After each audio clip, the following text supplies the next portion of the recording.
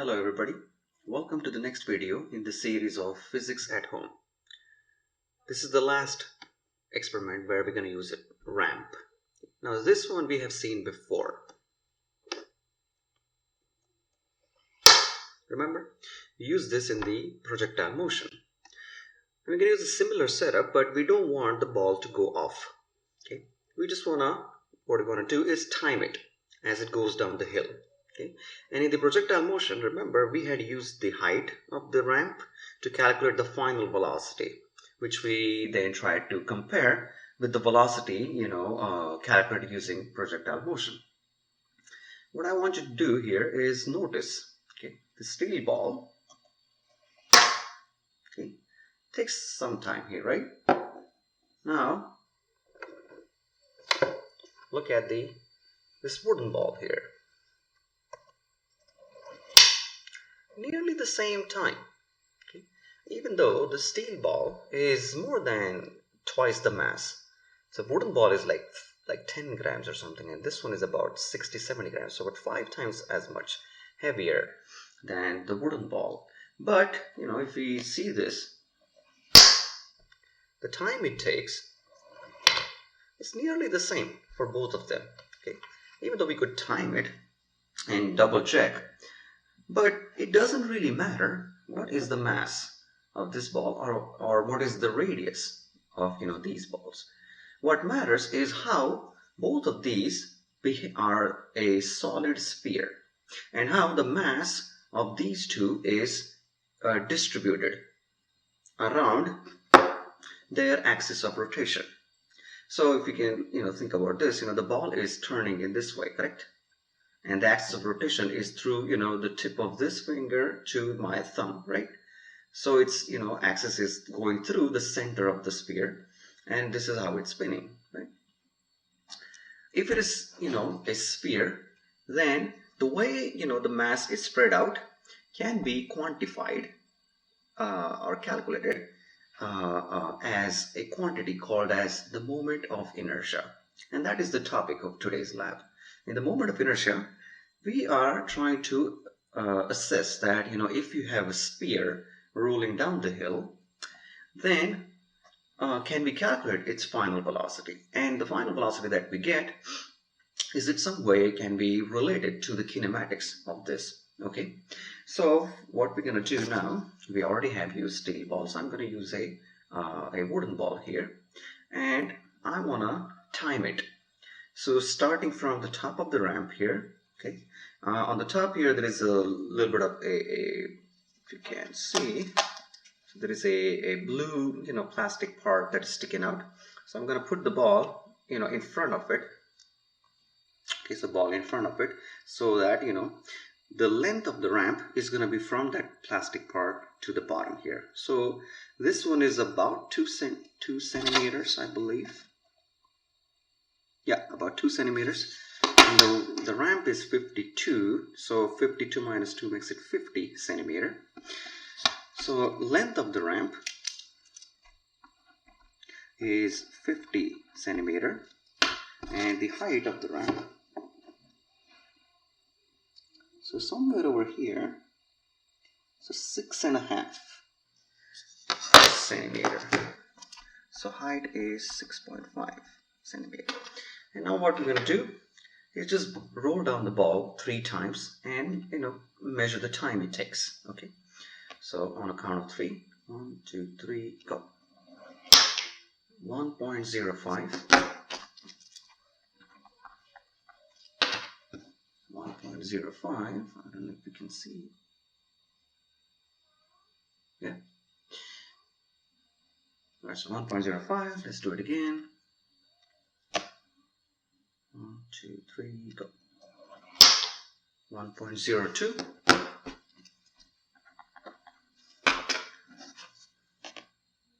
And then one more time. 1, 2, 3, go. 1.06. Alright. So I have 3 times here. And in the next section, we are going to see how moment of inertia plays a part. And in doing so, what we're going to also use is conservation of energy. Okay, so let's see next section. On the left here, we see the setup, and ball starts from position 1. And what we see here is V1, which is the linear velocity of the ball, and omega 1, which is the angular or rotational velocity of the ball. Since ball starts from rest, both of these velocities are 0. Then ball comes to position 2. So it's not only moving, just linearly, but is also spinning, correct? So it has linear and angular velocities as put at position 2. Now the linear and angular velocities, they are related by this formula, which if we reorganize, looks like this. So r here is the radius of the ball. Now let's look at this equation here.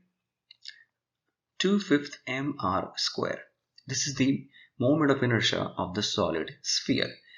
This equation, is derived using how the mass is spread around the axis of rotation of the sphere. As the sphere starts from position 1 and rolls to position 2, the total energy is conserved. So this is the equation for which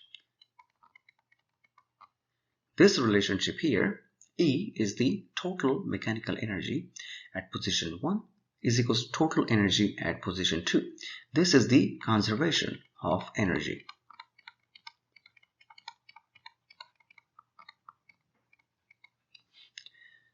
Total mechanical energy is kinetic plus potential.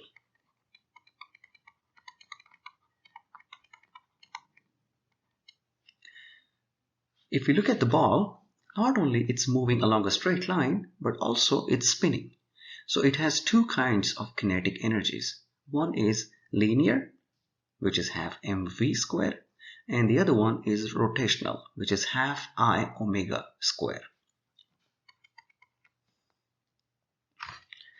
Let's first write them down as linear and rotational.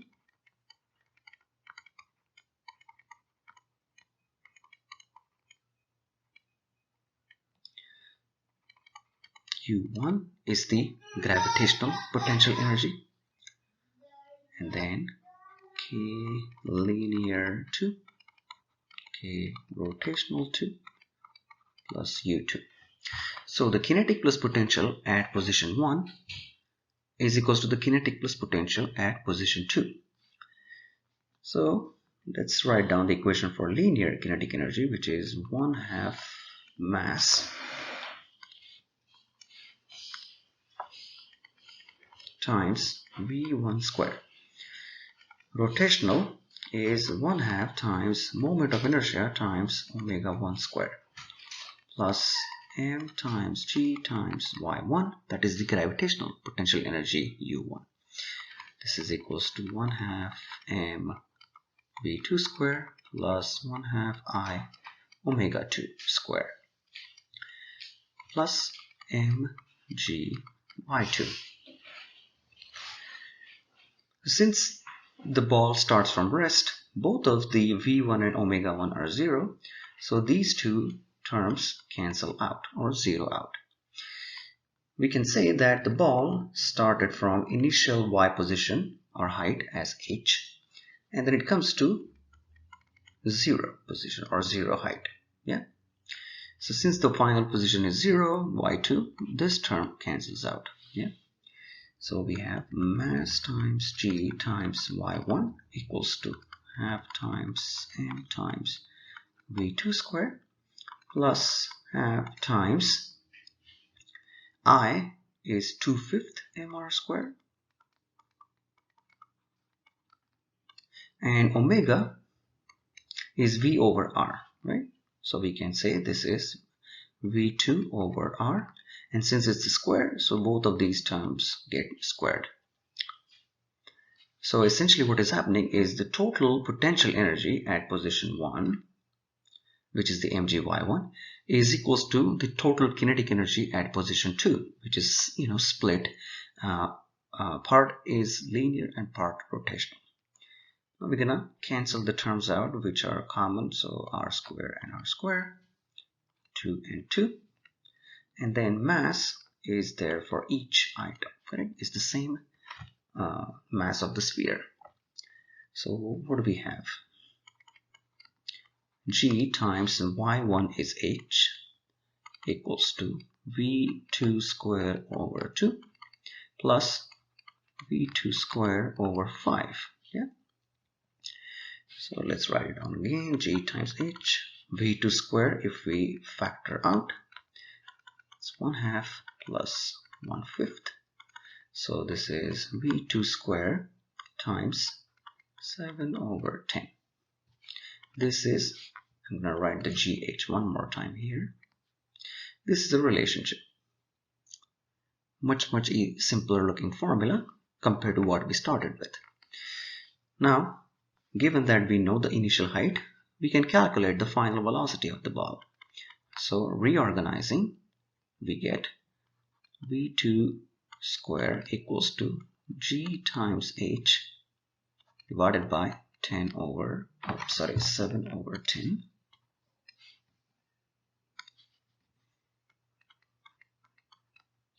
And we need to take a square root, right?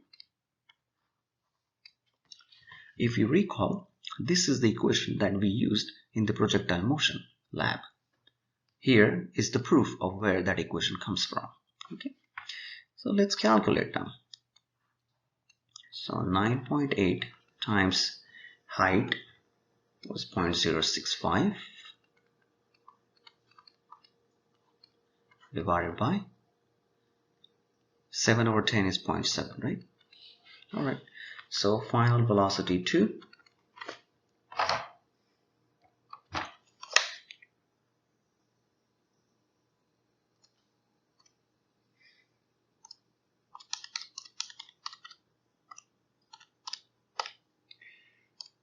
so 0.954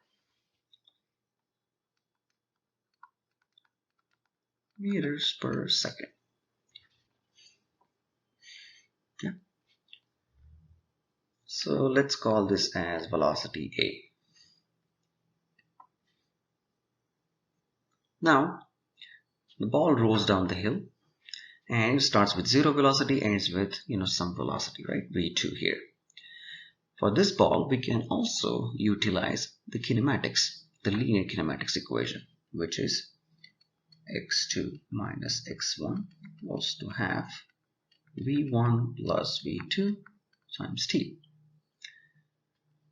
The ball started from initial x position as 0, and then the final x position is nothing but the length of the ramp, correct? Alright, so this term cancels out to 0. And ball started with 0 velocity, so this term is 0 as well. And what do we have? x2 equals to v2 times t divided by 2. And let's calculate the v2 using this equation, which if we reorganize, we get 2 times x2 divided by t equals to v2. So 2 times x2 is nothing but the length of the ramp, which is 0.5, divided by time, which is the average time here, 1.043, and this turns out to be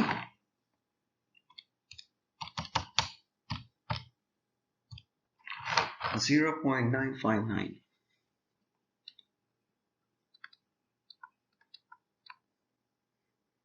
Let's call this as VB. Okay. So we calculated the same velocity of the ball using two separate methods.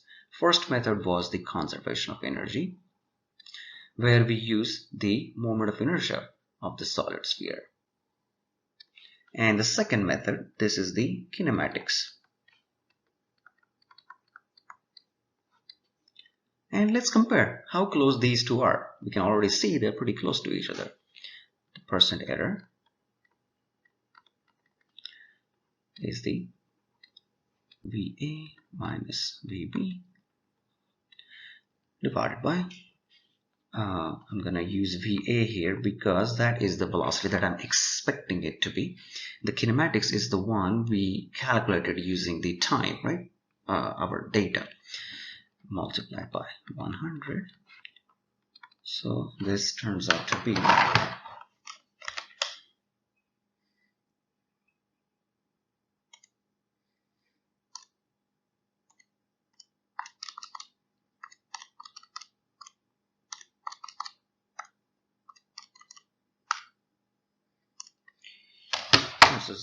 0.52%.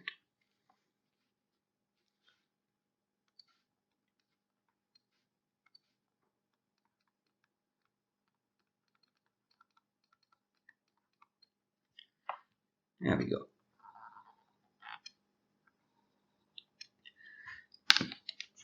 So this is how it works. Now you could also try this at higher, you raise the ramp at a higher, height age, and then again time it. But again, if the time gets less than half a second or so, then it might be harder to time it, use the stopwatch correctly, okay, and not get the human factor involved. So if it's a shallow angle, it still works pretty good. Okay, so I hope you enjoyed this video, and next week we're going to be looking at simple harmonic motion. Have a good one.